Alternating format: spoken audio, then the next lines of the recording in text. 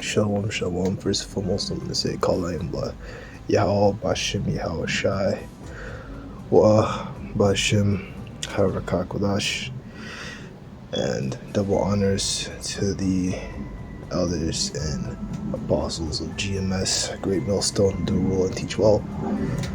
And today, I want to talk about Ecclesiastes 9. This year, the subtitle is Men Are in the Hand of the Most High, or Death Comes to All.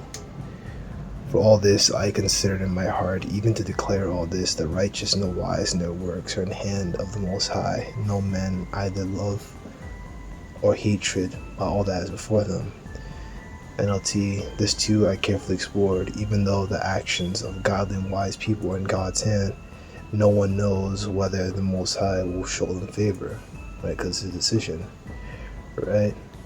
And he's talking about showing favor. Well, you gotta think about that, because I'm going to talk about this here, right? All things come alike to all. There's one event to the righteous and to the wicked, to the good and to the clean and to the unclean, to him that sacrifices and to him that sacrifices not. As is the good, so is the sinner. He that sweareth as he that feareth an oath. Right, the same destiny ultimately awaits everyone, whether righteous or wicked, good or bad, ceremonially clean or unclean, religious or irreligious.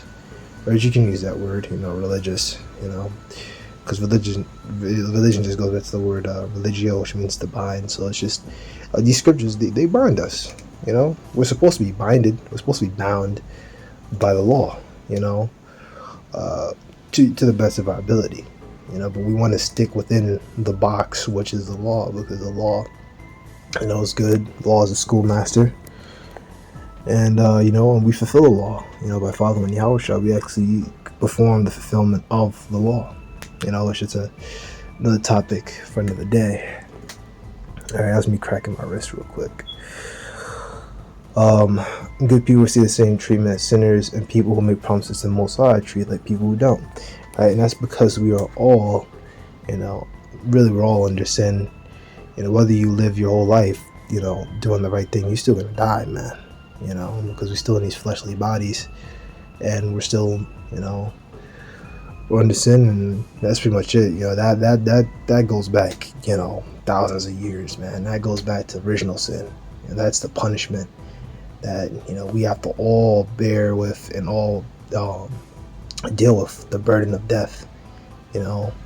Back in the day, it's really a tragedy too, because back in those days, all the people that you knew, they all they could be there with you. They may die later on, but you die, you lose all your friends, all your memories, all those joyous experiences you had gone, and you come in a new body and you got to start all over again. And then in those days, like that 350-year time period when Esau, had his foot up our ass, from the 1619 to like the 1960s, late 60s, like kind of like early 70s, that 350-year time period, it was really tragic because all of us were getting our asses beat. The prophets, the men who were prophets, who later found out to be prophets, they were getting their ass beat. Everyone was getting it. It was no fun. All right. This is an evil among all things that are done in the Son. And it's all a divine plan. Second Esdras 4, 5, 3, 2, like the certain parts of it. He goes all into that. The Most High does things on his time scale and on his plan. Okay, he's the one that weighs in the balance. Okay, weighs all things in the balance. This is an evil among all things that are done in the Son, that there is one event unto all. Yea, also the heart of the sons of men is full of evil, and madness is in their heart while they live, and after that they go to the dead. NLT, it seems so tragic that everyone under the sun suffers the same fate. That is why people are not more careful to be good.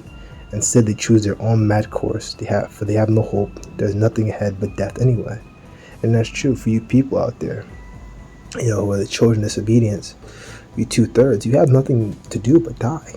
Like it says in I can't remember, maybe in Second Esdras, but the same must learn by death by pain. I believe it's in the Apocrypha. I believe it's in Esdras.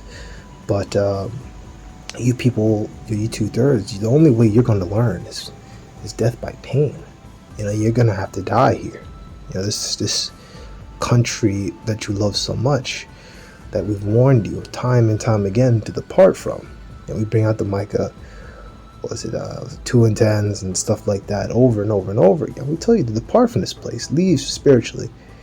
We warn you time and time. We go into the Jeremiah 10s, we go into the law, we go into the books of the law. You say this is off, this is off, this is off, this is off. You gotta leave that shit alone. We tell you, the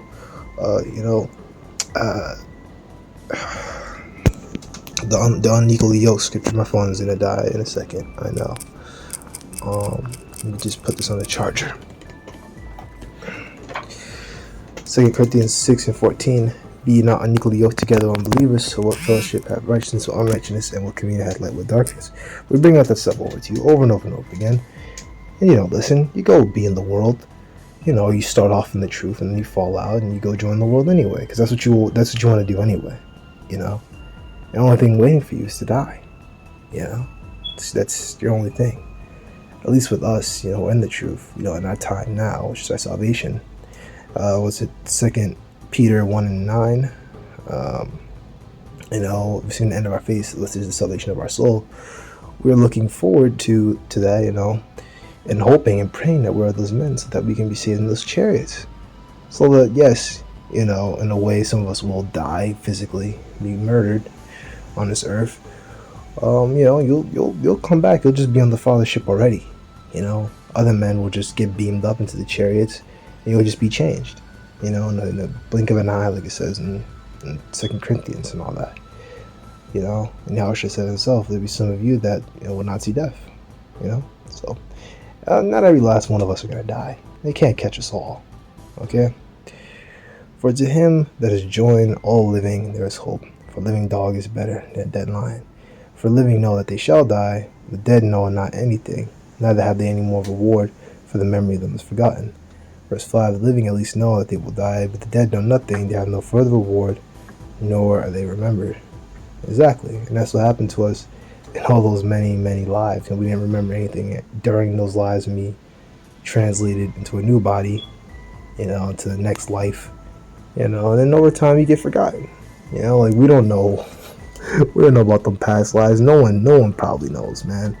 It would just become a footnote. All those Jakes that died in World War I, no one remembers those guys, The only thing that's been transcended is, the prophets that have been written down. They've transcended, time and become, I guess I want to say ununderstood. I don't really want to call them legends, but ununderstood, misunderstood figures of history, I want to say, because most people in this world, when they speak about the prophets, they don't understand what they were talking about or the things that they were hoping for, which was really a ultimate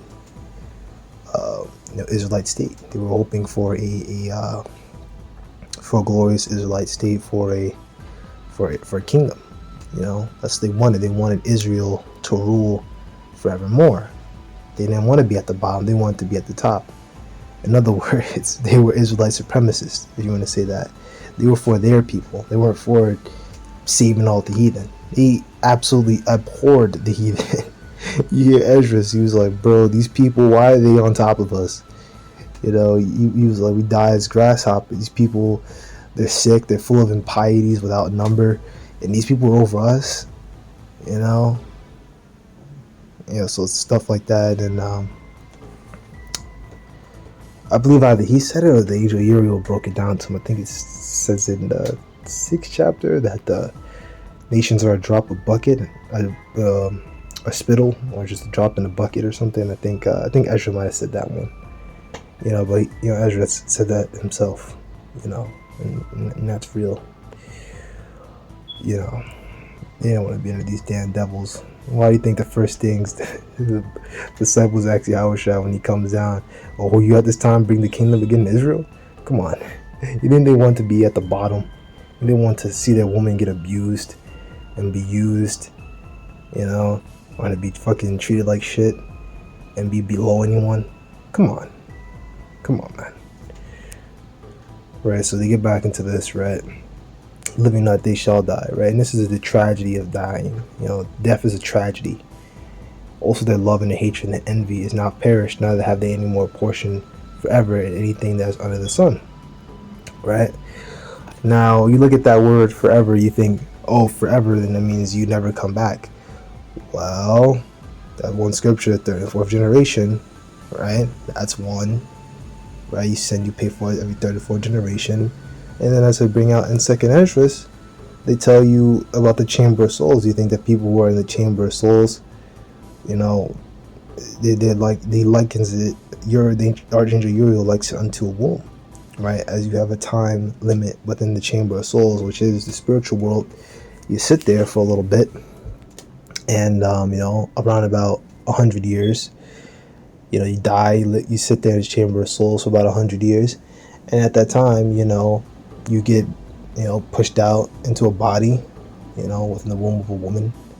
And okay, so Slakia there, brothers. Mommy called, and I needed to help out with something. Verse 6, also their love and their hatred and their envy is not perished, neither have they any more portion forever in anything that is undone under the sun. This means in that life. They have no portion in anything under the sun in that life. Because once you die, that's it for you in that life. You just go back up to the spirit world and you come right back. But right now, in these time periods, you're not coming back. You die this time and you'll come back in the kingdom, man. If you're 230, you'll come back in the kingdom. But if you're in the truth, you'll rise first. You'll be on that fathership with everyone else. So don't even trip. So, verse 6, whether they did in their lifetime, loving, hating, envying is all long gone. They no longer pay a part anything here on earth. Alright, because everything you've done, it doesn't matter. You're dead now. You can't do nothing else, and all the stuff, all the emotions that you had, all the emotions you felt, are all gone. A lot of people, they say, oh, like a lot of heathen believe that you have to do certain things on earth, or else your father will start to feel sorrow in heaven. Like your parents are being tortured in heaven or some shit like that.